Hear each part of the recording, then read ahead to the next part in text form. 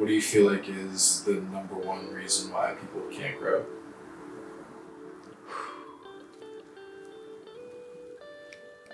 Fear. A fear of being perceived. A lot of our guests talk about that.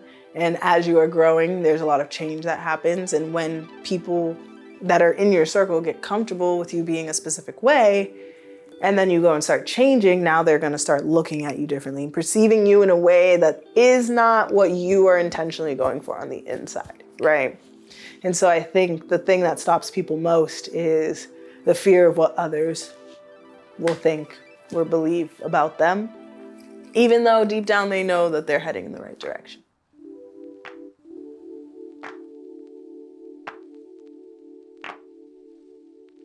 My life wasn't perfect, yeah, I know that now.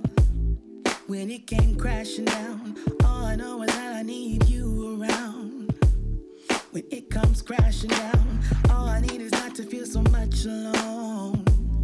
So step inside my zone, baby, you can give me everything I want. Everything I want.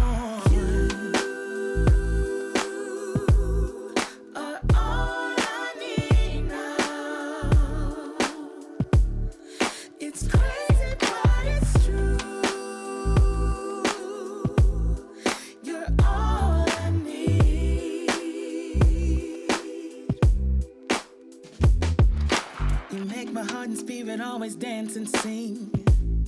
You're captivating me. All I need is to know that I'm in your heart and never be apart. All I need is not to feel so much alone. So step inside my zone, baby. I can give you everything you want. Everything you want.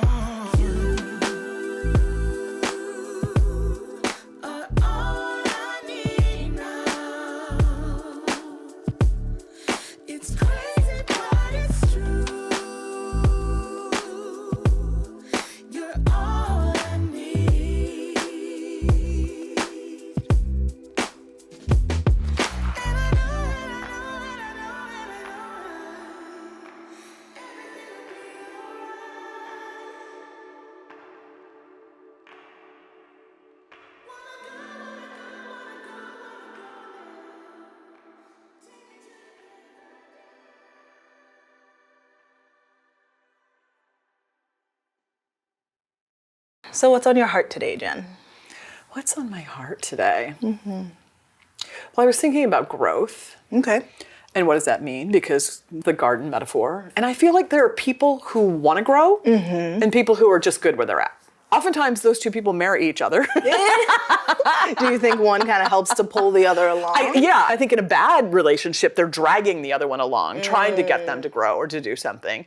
In a good one, they both allow each other to do that. And then I was thinking about when I was in a mega church and they would have these essentially like home Bible studies or small groups or whatever. And how there were people in the group who were like, no, I'm good. Other people who are like, I want to become more, or I want to do more. I want to know. There's people who read self-help books and people who don't care about that at all. That's just not of their interest. And so I was just thinking, to me, it seems like, and I know it's an oversimplification, but there's people who want to grow and people who don't want to grow. As a writer, I'm oftentimes asked to give feedback to people, and I'm happy to do it. What I always ask when I do it is, what kind of feedback do you want? Because I'll put as much effort into it as you want. If you want me to find the grammar and the punctuation as I go through, I'll mark them for you, because I miss those on my own, so I'm happy when somebody points those out to me. But some people don't want that. Really, all they want, and I've had people tell me this, I just want you to tell me it's good. Okay, good. Glad to know that up front so that I'm not wasting my time marking every little thing and making notes and doing whatever if all you want to be done is told that it's good. I'm glad, thank you for knowing that. But a lot of times people go, I want everything, and then when you bring it to them, they don't. And then they get really, and I get a little defensive about my work too, but some of it's just like, I don't see what you're saying. And so can we argue this out until I figure it out? Okay, that's cool. And I'm happy to do that with people. But when their feelings are hurt and they don't want that, I'm like, I just can't spend my energy trying to take care of, your needs that you can't express very well. And I just find that those are people I just can't spend a lot of time with. When it comes to feedback, what is considered good feedback versus like that just could have been left unsaid? I want to give them what they want, whatever my skills can provide and help them. I never think I have the right answer. And when I used to lead writers groups, I would tell people, this is back in the day we wrote magazine articles, people would come in and we would go around, maybe read your first page or whatever it is. Your first paragraph's too long. And then the next person goes, oh no, it's really too short. And the next person goes, oh, it's just really not connected to the other part of it or whatever, right? So then that person goes home and they start crying. I don't know what to do. I don't know what to fix. Yeah. And what I always tell them is, what you know now, that first paragraph is a problem. What the solution isn't that it's too long, too short, whatever. You as the writer have to figure that out, right? And so that's good feedback, is to say, look at what people are telling you and then take that and do what you need to. It's not if I said, oh, it's too long. Maybe I'm right, but maybe I'm wrong. You're the writer. You should just know there's a problem there and then decide how to fix that. But if introducing those problems to you causes you to well, I don't ever want to write again, or I'm not going to show my work to anybody again. I'm just, that's just, who has the energy to help you then, You're just hurting yourself. That's true. And also they don't want to grow. Right. That's exactly in that right. area. That's exactly right. They think they do, but then they don't, And again, I'm not talking about somebody who has some difficulty handling it. We all do. I do. I've been writing for a long time and, get feedback from a lot of different people. And sometimes what do you mean? That doesn't make any sense. And we have to talk it out until I go oh, I see you're seeing that. In my head, I was seeing this. That's, again, totally fine. It's just when that hurt my feelings when you corrected my punctuation. Okay, well, don't tell me you want all the feedback, everything you can give me, because that's what I'll give you. I started writing articles. I had finished undergrad, worked for a software company that sold software to nonprofits, and then got married, and then was home and we adopted my son, and I really wanted to be home with him. But I also really loved to work. So I had been writing for writing contests, and we were super, super poor growing up. So anytime there was a writing contest you could enter for money, I did. And so I won, $50 poetry contests and whatever. I won a scholarship to spend the summer in France, things like that. So I saw that purely as an economic thing. When I was home, I didn't love writing. I wasn't one of those people who oh, I've always dreamed of being a writer. That was not it at all. But when I was home with my son, I really wanted to keep busy. I didn't want to be watching Oprah and eating bonbons. I wanted to have a resume thing. So I wrote just to have things to do. Started with articles and then it moved to books. And primarily what my work was known for was helping people write their memoirs. So ghostwriter is the common term. Mine was collaborative writer because my name went on the cover. Okay. So what I would do is hear people's stories who went through something. They would tell me their story, and then I would help turn that into a manuscript and give it to them for feedback and responses and stuff. And so that's been my whole thing, is tell me your story and I'll help you tell it to other people. I had a talk show for a while, and that was kind of the way I looked at that as well, as you come on, tell me your story and I'll help you make it make sense to the audience that's listening to it. And so that's, for me, I like doing that. It's, when somebody one time said to me, what irritates you or something? I'm when somebody has a really good story and they can't tell it well. Have you ever been to a party or something? Yes. Oh yeah, I was the assistant to the whatever, and I had this big opportunity, and you're cool, how'd that happen? Well, I was born, and no. I enjoy that part of helping people to tell their story. When you are helping them tell their story, when do you push and when do you back off of getting them to go a little deeper on something? Yeah, so a lot of times I've been very fortunate. The people I've worked with generally want to do it and are generally very forthcoming and open about it. And most of them have been through a traumatic event, so that's broken them in some way. And so they're talking from their place of brokenness. There was one particular person that I wrote a book with who refused to say anything intimate, negative, whatever. Every scene he was the star of. And that just does not make an interesting book, let alone whatever.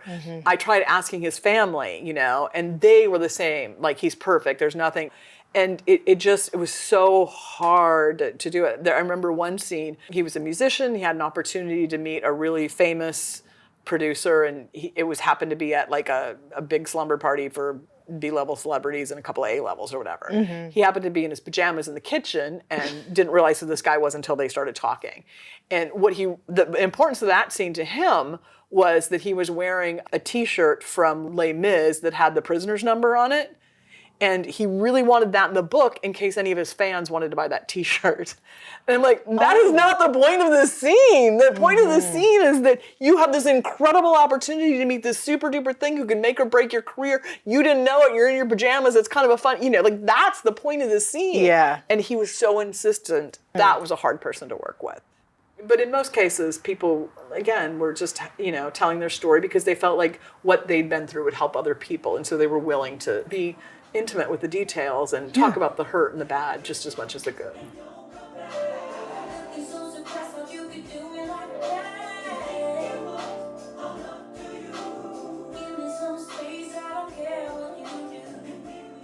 I feel like sometimes there's a cataclysmic moment in someone's life where they're like, if I don't change now, this is it forever. When I was in North Carolina, I spent some time hanging out in like a trap housey vibe. And it was weird because it was my first time being out of the house, like alone. I was traveling for work. Very big girl job. What work did you work at that put you in a trap house for this? So the work itself didn't put me in a trap house. I was a sad 23-year-old who didn't get to go home for Christmas, and my birthday is right before Christmas. And so I was having my own pre-quarter life crisis. Yeah. And I'm gonna go make friends. Yeah. I was like, I'm just gonna go out, I'm gonna make friends. And I ended up making the most reckless friends I could, which Samone loves to act out because I am definitely somebody who has to put herself in situations to then realize that I need to grow. Yeah. I'm very much like adversity type of growth. And so when I was hanging out with them, a lot of times I would literally ask, like, why do you continue to do this? Why do you continue to fight with your friends, but then you're cool the next day, and then guns are being waved in the air, and I'm just not understanding like how this is a safe environment for any of you. Right. To be friends, to grow, to actually emote. And they would open up to me because I'm an outsider. Yeah. So they were just like, well, this has always been my life. Like, it's a family thing. It's been passed down. So that felt comfortable and safe to them because that's what they knew. Which then, at that moment, at 23, it was crazy. There was an argument that was happening. We were all out at a bar. We were having a great time. And then I get home, the trap house. When I get home and somebody comes busting through the door, says, everyone get down. And I was like, what is happening? Yeah. So I run out the back door and they're like, no, get down. And I was like, oh, and then gunshots go off. Oh, wow. And I was sitting in the back just kind of staring up at the sky, being like, how did I get here? And in that moment, I realized, no more hanging out here. This is not gonna work for me. And I also realized that maybe, just possibly, a lot of the people who are here are suffering in like a way that I just could never understand. And me being here is almost detrimental because I'm giving them hope, which is fantastic. For a lot of them, they were like, we love having you here. You're like a light. Get out. So they were looking out for your benefit and your safety, telling you to get out. My response was always, well, come with me. Which then it was, well, no, that's not my story. Yeah. Which always broke my heart. Yeah. Luckily, I'm still close to some, but it's the ones who left so it was nice, also terrifying. You weren't born or grew up in a situation like that. Not so this at was all brand new to you, whereas they were comfortable in some way. And I have a tendency to like to put myself in situations that I think people would assume I came from. Yeah. Right? So it's like being a Black woman in America. I grew up in Massachusetts. Yep. I wasn't rich, I wasn't poor. Yeah. Growing up, I would hear a lot of stories about how people felt African American people were lazy, or that we were on welfare, or, all those stories with strippers, with multiple fathers, whatever the story was, right? I grew up in a town where it was extremely immigrant heavy. My African American population was very small. So I was like an outlier in a place that was extremely diverse, which is exactly what I want, and what you hope to be around, very much the American dream, but always felt outside of it. So I would challenge myself to test the waters of what people thought my life would be. So for a little while, I decided I'd become an exotic dancer. Right before I decided to volunteer my time, I was just like, let's try an amateur night. Let's see what happens, Loved it. It was so freeing. I understood it immediately. I was like, oh, well, no wonder why this is one of the oldest jobs in like the history of human existence. Like all those things made so much sense, and to connect with somebody in that intimate setting. And I didn't have to do anything uncouth. I was young. They were very protective. There was a non-alcoholic environment, so that was also really nice. And I worked the day shift. So it was just lonely people coming in to chat, which worked itself out for me. But then after that, I was like, you know what? I'm going to start just really putting myself in these interesting situations. Why though? Curiosity. Why? Why were you curious about that? I mean, just giving you the fact that you just said these things, Yeah. like some people have these like stereotypes, let's say what they are, right? Stereotypes about people who look like me. And many people in that situation want to do everything they can to reverse it. I'm not that. I don't do that. I don't. And you're like, yeah, I'm going for it. Even though I wasn't, I want to do it. What was that about you? I want to understand the perspective. Like I want to understand like why people are in those situations, and if they are in those situations, why they choose to stay. I never wanted to be the uppity black girl who was like I would never. Like, I did, you know. I want to be able to say like I did, and I understand where you're coming from. I can't do that with everything. But the things that I could, I was like, why not? Yeah. Give it a try. What did you learn about people who did those things? I learned how resilient they were. Specifically with dancing, I learned how free you can feel when you're up on that stage and just like allowing yourself to be and be desired, and what it felt to lean into wanting to be desired. Like that's such a beautiful thing, and I think a lot of women shy away from that publicly.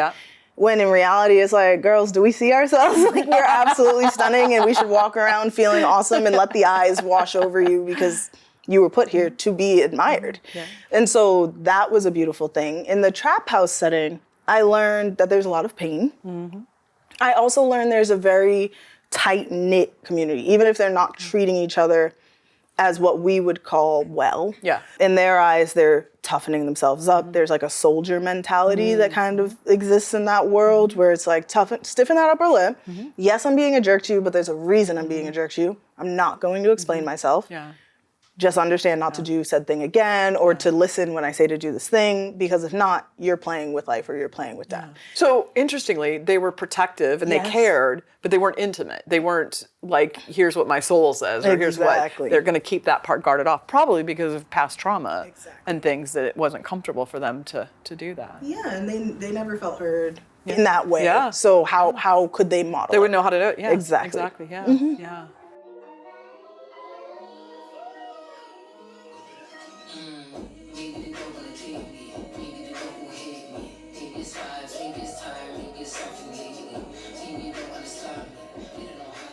You tried to get some of them to leave, you said. I did. And why did they not? Comfort. What's out there for me? I have a record. How do I, and our system's not set up to support people who do have records or may have like a slightly shady past. So it was a lot of like, I just don't think I can. Were they hopeless? Hopeless in regards to being able to come into society in a normal way. A lot of them had hopes for becoming a rapper or becoming a writer or doing something creative and finding their way in non-traditionally, but they knew, a lot of them were just like, I'm not going to work for IBM. No. They're like, I'm not going to do that traditional 9 to 5. They wouldn't do it. Yeah. And so that was realistic on their part in many ways. And they knew that. And Absolutely. so that's hard too, isn't it? Like they're looking at life and they're saying, here are my limitations and I'm stuck within these. And I know that. So within that, what can I do? Yeah. But I feel like people work best with constraints. Oh, I agree. I mean, well, in general. Well, in general, they work best with constraints. Now it's just actually looking at the tools you have laid out in front of you and being like, well, can I turn this hammer into a screwdriver? No, but could I potentially hammer the screw to death? Yes. So I don't know. I know a lot of them have disbanded and have traveled off and done new things, which is fantastic. It makes my heart warm and fuzzy. I also know a lot of them fell back into some habits that are hard to break. Yeah. How many of them are still alive? All of them? As far as I know, yes. As far as I know, all of them are still moving. I mean, if you've got gunshots coming through the house, that's what I'm saying. You want to know the weirdest part is that they reconciled like a week or two later, and that same person who shot off the gun was now then in the house hanging out. Which I was like, this is why I can't hang around. Like this isn't. It didn't make sense to me. Because I'm somebody who holds a grudge. So if you did that to me, I would never let you in my house ever again. And then also just as a general safety thing, like that's I'm like, no, your temper is that big.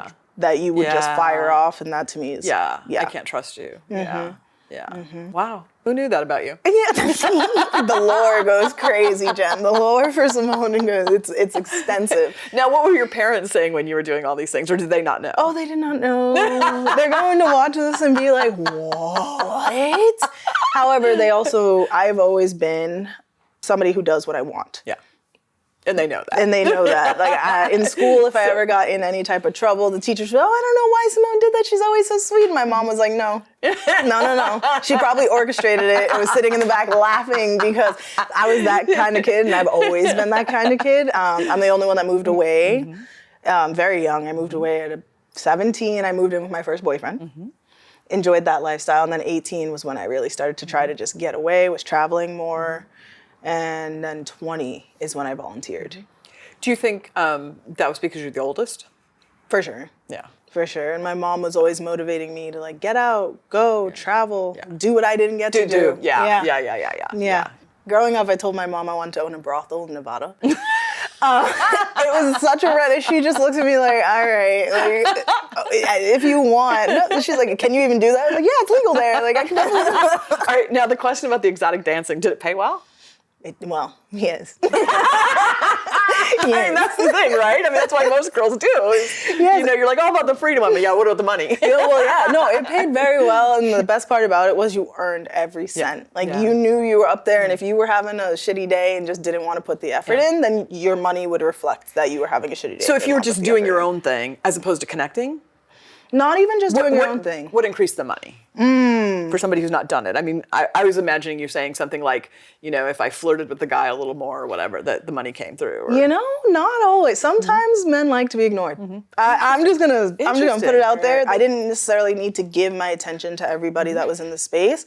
Me being my most authentic self, and when I got up on that stage, just letting myself go was really what drew people in. Making sure that they understand that you know that they're there.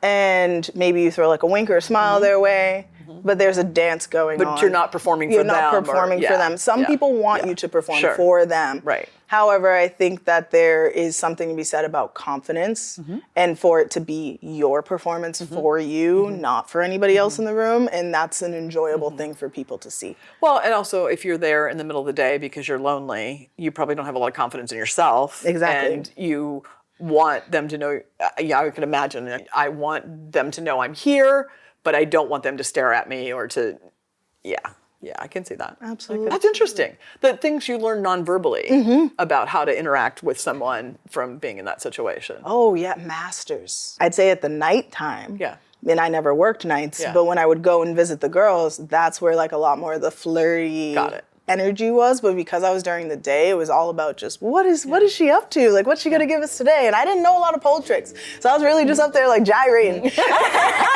But they loved it.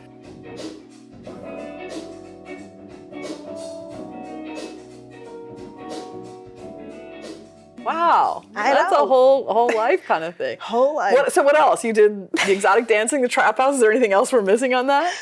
I did apprentice under some dominatrix for a little while, and that was super cool. Yeah. My first thought is, what does an apprentice under a dominatrix do? Like, do you learn to be a dom or do you learn to be submissive? Because it's like both. You have to learn to be a dom. You must first learn to submit. Okay. Because then you have more respect for the person that is submitting to you. Got it. Okay. It really is truly a power dynamic thing, and a lot of people confuse being a top and somebody who just performs a service to the actual dynamic and responsibility of being a dominant and in charge. And I was very curious about that. I had called off my engagement when I was living in Colorado and was feeling very powerless at the time, mostly due to myself. I stayed in the house because it was the pandemic. She wasn't working. I was working. Definitely didn't want her on the street. So I moved into the basement. But we were volatile. I'd come home, she'd be like, but babe. And I was like, I'm not your babe. And it was just too much of a struggle. So finally I was like, okay, what do I want to do? I'm going to join the BDSM community. Because for some reason, BDSM and power clicked in my mind. Did you feel like you didn't have power at that time in your life? Oh, for sure. Okay, I felt like I gave it away. Oh, okay. I felt like I gave it away because I was paying for everything, and yet I didn't feel like my space was my own, and I was far away from home. Yeah. So it was just, it was chaotic. Yeah. Samone made a chaotic cage for herself. And so then I was like, okay, let me go out and try and find people that can mentor me. Literally made a Tinder. It was like, I'm looking for a mentor. Interesting. I'm looking for a mentor. And a man responded. And I was like, probably not what I'm looking for. Yeah, I was like, I don't know. He's like, how about we go to lunch? You choose the place, daytime situation. We'll chat about my experiences thus far. If it's interesting to you, great. If not, I was like, okay, cool. Okay. I also didn't know what somebody who was in that community would be like. Yeah, I was like, are you a stripper or a pimp or what? Yeah. Engineer. Interesting. And I was like, And oh, okay. this was just his thing to do and after this was work. just his thing to do it's a after side work. hustle. And I was like, all right, cool. So I started chatting, and he just started explaining so much about dynamics and consent and what that looks like and the differences between swinger community consent and BDSM consent and kink consent. And I was just like, oh my gosh, like this is a whole world that I had no clue about. So I just started going to more informational meetings and ended up meeting dominants and dominatrixes. And Where are these informational meetings held, or how are people know about this? yeah, just like anything else. There's an app for that if you wanted to. Okay. Or, Not that I do. I'm if you wanted to. I'm asking for a friend. They're usually held at restaurants, so you might not even realize that they're What's happening. going on, Yeah, and everybody's usually in their normal clothes, just existing and sharing their experiences with one another and what they like, what they don't like, what they're learning, what they're not learning. But yeah, with the dominatrixes, it was interesting because I really realized my aversion to giving pain. And when you think dominatrix, you think pain, you think whips, chains, leather. Right. Not my thing. However, both of the dominatrixes I apprenticed under, the people that they were servicing That's what they preferred wanted. that. Yeah. Which then I needed to sit down and talk to them about, like, psychologically what's going on with that person, that they would want that type of thing. Is that okay? What are the ethics of this situation? And they taught me a lot. They also made it very clear that if I was to go down that line of work, it would be a very different type of manifestation of what a dominatrix would look like. I'd very much be like For you to feel like for you were me doing to what you feel like wanted I was to do. doing what I was doing. Like, I definitely would love like a simpy simp, you know, somebody who's like waiting on you for sure, but I don't want to hurt anyone. Yeah. So it's like, how do you manage that? I'm just imagining the flyer like you put on the polls, you know, looking for simpy simp, but nobody who wants pain, please. No pain, no pain. Maybe a praise kink. So did you just study it or did you actually do it? Both.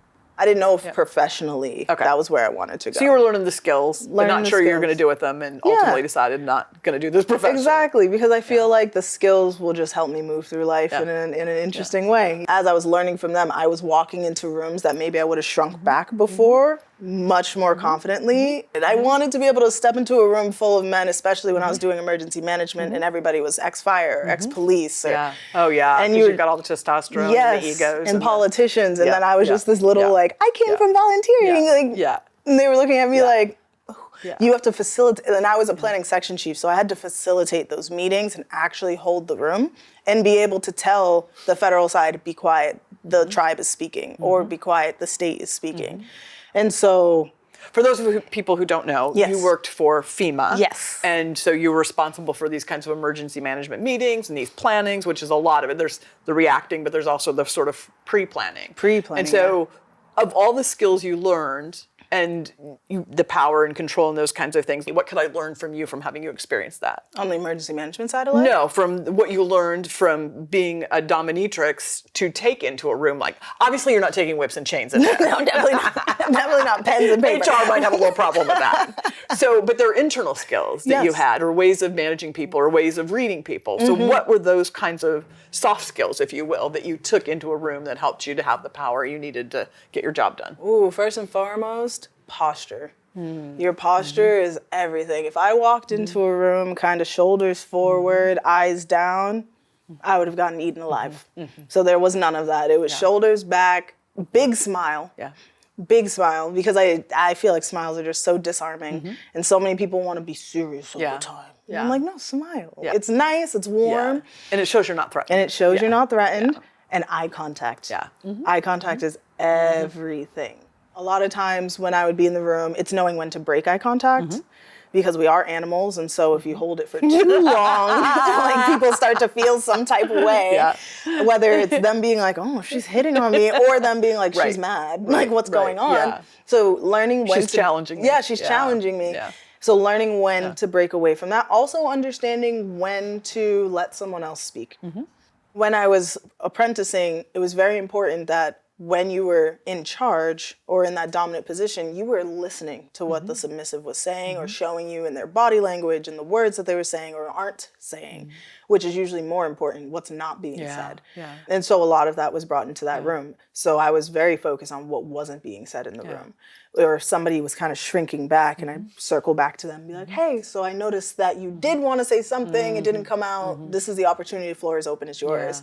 And just allowing that space to be held in a softer way. With the Dom community, respect is a big deal, right? Huge. It's and limitations or respecting somebody else's Boundaries. boundaries. Yes, and so that would be huge. I mean, I think women struggle with their own boundaries, let alone somebody else's, and so I would think that would be a huge thing to take those lessons and transfer them into other situations. And I struggle with my own boundaries. Yeah, You know? yeah, It's we all do. We all even do. now, going through trainings, reading the books, going into those rooms, I'll still say yes to extra shifts even though I don't want them.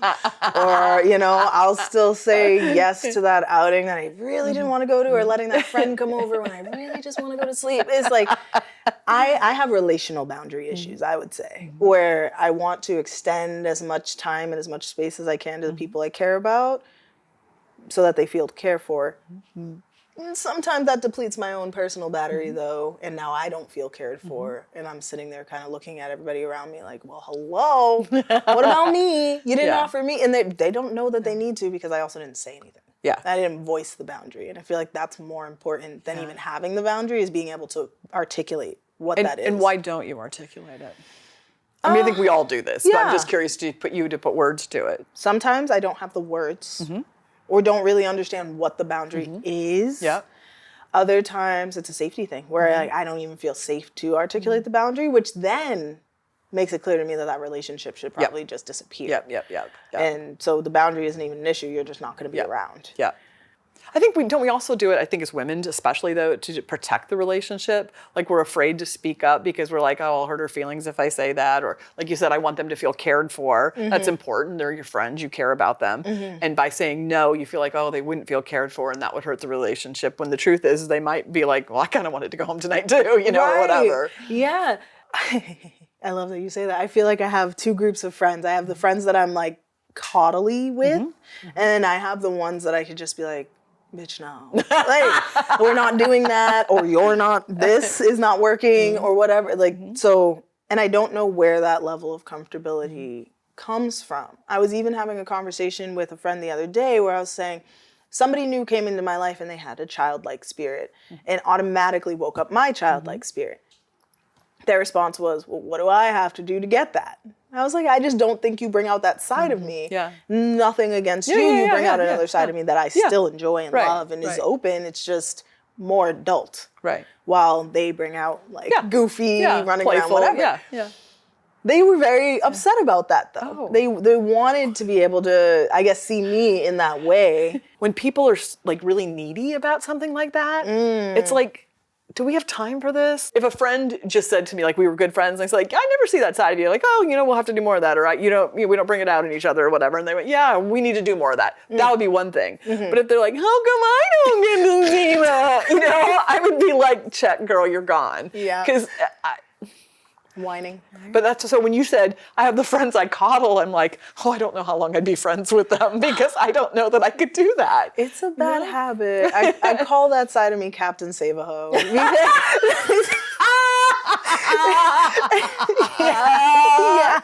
And we're trying to retire, but it's taking some time. Well, there is something good about that, though, right? I mean, you do feel like kind of hero Save-A-Ho, if you do.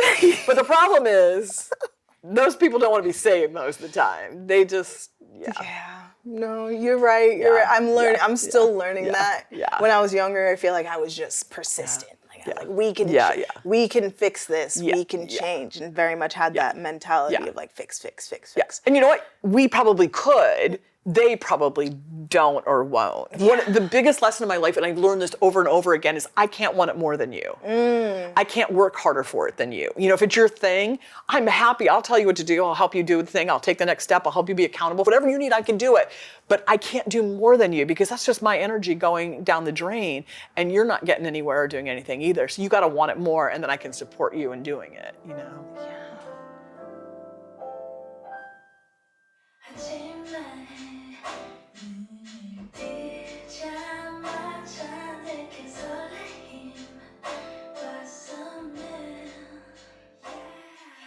What do you think it is about brokenness that humans connect to so strongly? Because we're all broken. Yeah, we are Right? so broken. I mean, we're all broken in some way. And, I've heard before, like, to have a friend who can celebrate your successes is the best thing you can have, because it's much harder than it is to find friends who will comfort you when you're, down or whatever. Everybody will kind of do that. But if you've made it big, especially if your friends are all in the same activity group, setting, industry, whatever, it's really hard to find people who are like, I'm so glad you made VP and I didn't, or whatever. Just, oh, I'm so glad you got that part I've been hoping to get on my life, that's really hard.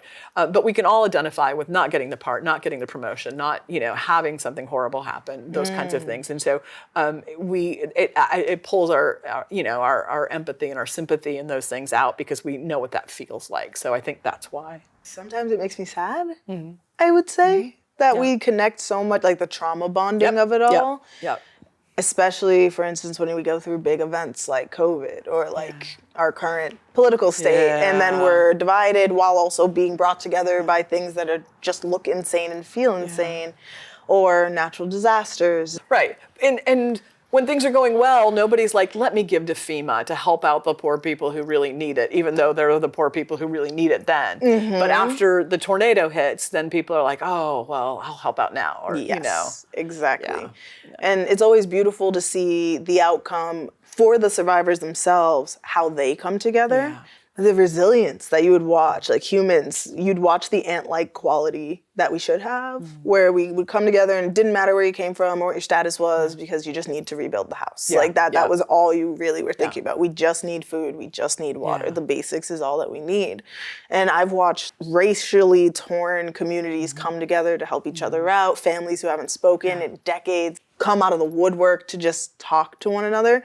And it's such a beautiful thing. And then as soon as things get back to baseline, you watch the old cycle sink back in. And, And why? I mean, I remember just hearing on the news just recently when, like, the North Carolina had all the flooding and things that happened there. There was, and I'm not sure what the group, but a white supremacist group came in to help Black neighborhoods do things, and they were amazing, and they all worked together and they did this kind of thing. That's a huge gap to overcome for both sides to do that. But if what you're saying, and I'm sure you are, is true, that probably at some point they left and there's division there. How can they overcome that great of a gap, but then create division again? In situations like that, there's a few things where either it turns on the light of, oh my gosh, we're all human and I just need to help my fellow human, or there's a savior complex. Also a superiority complex. Yeah, I was going to say, oh, aren't I good for helping out? And then as soon as they feel that enough has been done. Now you're just begging for money that you should be earning it instead. Exactly. Or whatever. And now the whole thing starts back up again. Yeah, it's a weird time. Yeah. It's a weird time. You also support people who go through different traumas. Would you speak to that a little bit? Yeah. So I volunteer for what's called here in Los Angeles the Mayor's Crisis Response Team, and essentially what that is we get called out to critical incidents. It could be a homicide, suicide, fatal traffic accident, natural death, stillborn child. Basically, 99% of what we're called out to is some kind of death that has happened unexpectedly. We're there to support the surviving family member. So we go out and we have some practical things like blankets and snacks and water for them, but we also have a lot of information. So like a common thing is that maybe someone's in a motorcycle accident and their body's laying in the street and the family finds out. People, used to be you got that knock on the door, people go like, oh, I never want the knock on the door. Well, now your app alerts you that your loved one hasn't come home. And when you look at the app, you see that they're the same intersection for a really long time, or somebody's expecting you at work and they see that you're not there and they, it's those kinds of things. So families show up at the scene way more than they ever used to because of just technology. Yeah. So then they get there and they don't understand what's going on, and the police and fire have their work that they have to do. And so part of what we're doing is just trying to say, look, the only reason they're there is we're waiting for the medical examiner to come, for example. And the medical examiner is going to take them to their offices and do an investigation. And they're like, but I want to see him. And so one of the things that we can do is help do that interface. We can go to the medical examiner and say, before you take them away, the family would like to say a prayer or say goodbye or or say something like that. Or we can say to them, you can't because it's a murder investigation and this is evidence and we want to catch the person who did it. But what we can do is in a few days, they'll end up at the whatever mortuary you select and we can help you with that. It's giving them information on victims' assistance because they weren't planning for this and they don't have the money for a funeral because their 14-year-old died. Yeah. All of those kinds of things. So it's a really great service that the city has. LA has a lot of people who aren't connected for whatever reason. Maybe they moved here from somewhere else. They don't have friends. And I find that the people this happens to are not people like you and I with good social things, because you would have somebody you could call. Yeah. Oftentimes it's people who have already had trauma, who've already just lost someone else, who've already had something else happen. And so now it's compound or complex trauma. And so being able to be there and just sort of step them through the next steps. And then what happens is when I finish on scene with them, when everything's resolved, I write a report, send it to the staff downtown, and then there's a case manager who follows up, make sure they get grief counseling, whatever kinds of other things they need. It was a fire, maybe they need new identity cards or something like that. Important work, heavy work. It is important because it's stuff you don't know until you've been through it. I mean, I think one of the things that I've always thought before is like when somebody had somebody who died, like I wouldn't know what to say or do. Now I do. And what I know is it's not what I say, it's what I do. And so sometimes just sitting there and just being there is all that they need. I don't need to have all the answers, and certainly not the things like, well, he's in a better place. Because what's a mom of a 14-year-old going to say to that? No, he is better with me. So it's taught me how to be comfortable with sort of sacred silence, just holding space for someone. And then, of course, on the actual scene, just having the information, because no one's been in that situation until they're there. It's been really helpful to just kind of talk them through what the next steps are and what's happening when they don't understand. How can somebody get involved if they were interested in becoming a volunteer? Yeah, I think they actually have these in different cities. So I know Orange County has them. I know San Diego has them. They may be called different names, different things, but generally they all sort of react in the same way, where you go volunteer, they give you some training on how to respond to these kinds of things, and then have some kind of a program where you're called out when there's an incident where they need you.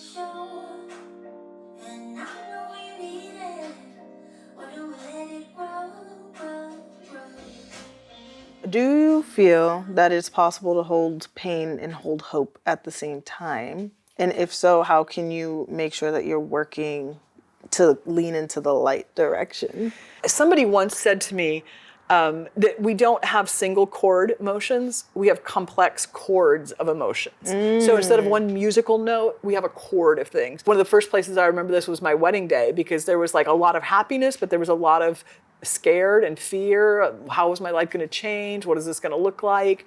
Those kinds of things. And I think that's what I see in individuals as well, that there's this, complex, I'm going to miss this person. I can't believe my life has changed. Yeah. But at the same time, they're also likely to go like, but he was always so damn stubborn, or something like that. I think hope is one of the most powerful things. And that's what was interesting when you were talking about that, the trap house, right? Is that hope looks different. Hope for some people might be that I become CEO of whatever kind of big thing. That's their hope, right? For somebody else, it might be that I find a job. But generally speaking, people that have hope, no matter how small or how big it is, that's enough electricity to make it to the next day. It's when you lose that hope that we see people unaliving themselves and, doing things that we really don't want to see. Yeah. It's because that hope is gone, and it's just so powerful. It can get you through a lot. Absolutely. Do you think that sometimes it's foolish to hope have is foolish? Yeah. I think sometimes our hopes are foolish. Like if I go buy a lottery ticket and hope I'm going to win $1 million, that's probably pretty foolish just by the odds and the numbers and the mathematical standings to it.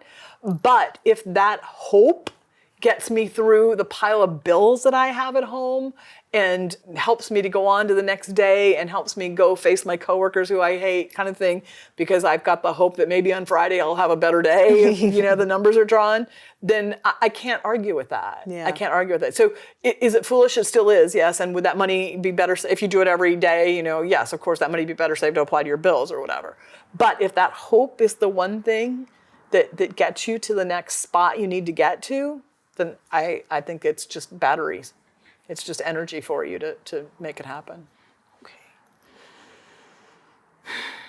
What do you think? About hope? Yeah.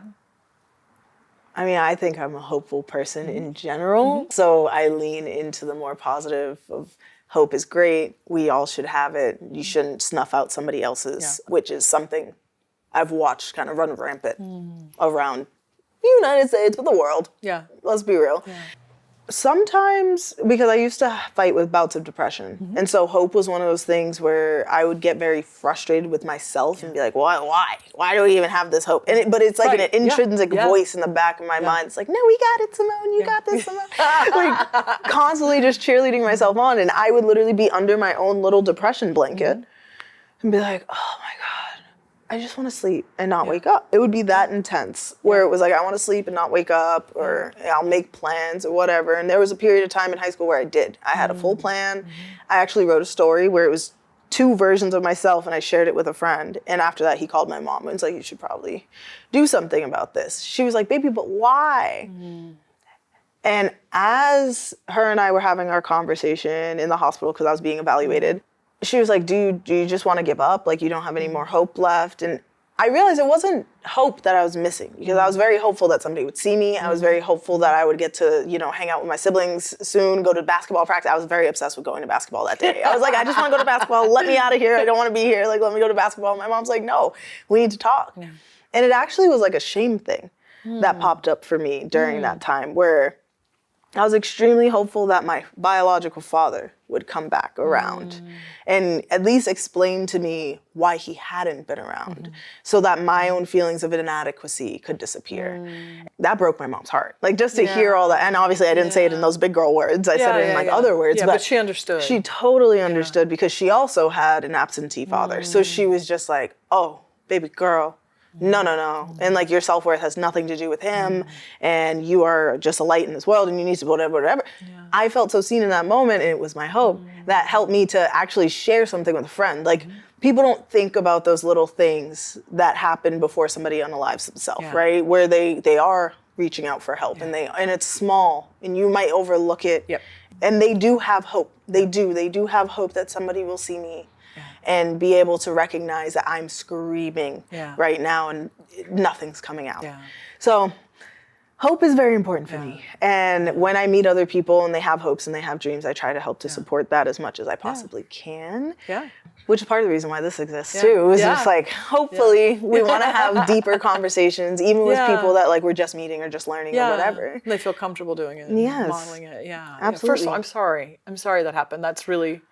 It's a lot. It's a lot, especially at a young age, and trying to do that. It's, it's a lot. Yeah, I wasn't expecting it. Well, thank you. Thank you, Jen. I appreciate that. No, but no apologies necessary. It made me strong. It made me very strong. Yeah. Well, I mean, there are other ways to get strong. I'm sorry that had to be the way that you had to do it. Strong, but I'm glad you are who you are now, and the things that have come out of it. And whether it was hope that your friend would see you, or whether it was, just desperation, that's a form of hope too. If you do that, you reached out, and that's what's critical. I think, unfortunately, from the people that I've been a part of, oftentimes they beat themselves up so bad about what they might have missed, and maybe they missed it, maybe they didn't. Sometimes it's just people have mental health struggles that would not have been overcome even if you had seen the signs or whatever, or there's a history of this and this is just the one that worked. Yeah. And so it's hard to talk to people about that and go like, it's not you. It was, their choice that they did this. But I think that there's the part in between where people saw it and didn't do anything and didn't get involved and chose not to get into the messy. So I'm really happy that you had a friend who saw you, Yeah, no bystanders. And your mom too. Yeah. That she didn't say, oh, she's fine, or whatever. Yeah, no, that would be tough. Just lock her up until she gets better. Let's give her some medicine. You know, that she wanted to know and then felt it and you felt seen by her. That's huge.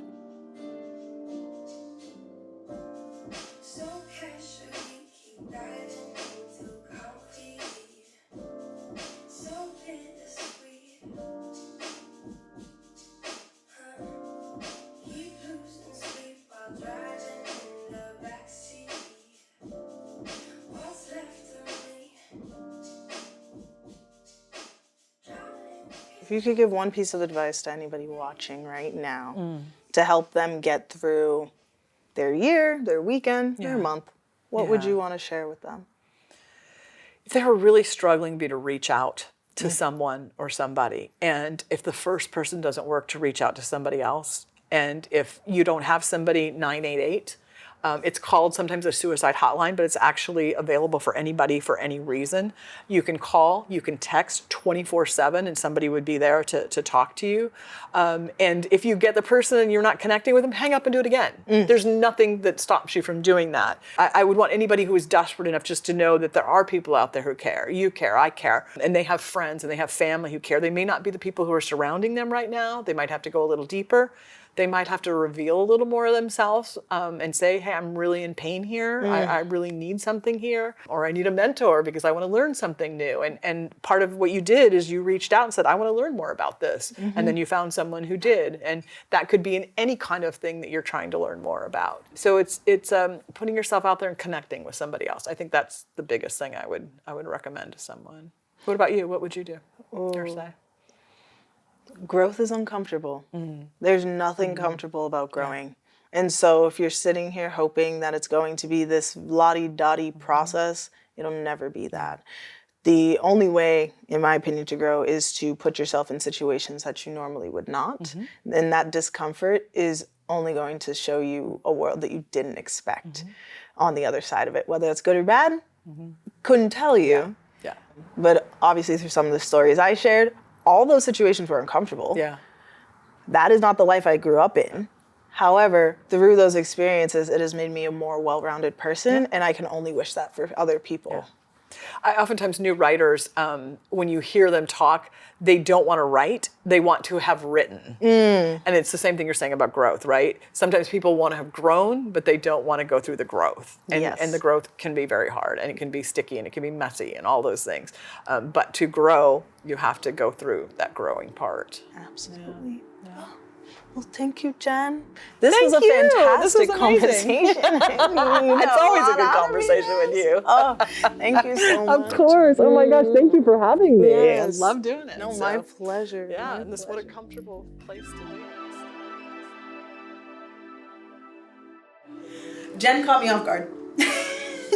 Off bat, Jen caught me off guard. I thought I was going to come in and be talking to her about what it was to hold other people's stories, what it was to be able to make somebody feel comfortable enough to want to share. And she came in, got loud, and said, "We're interviewing you today."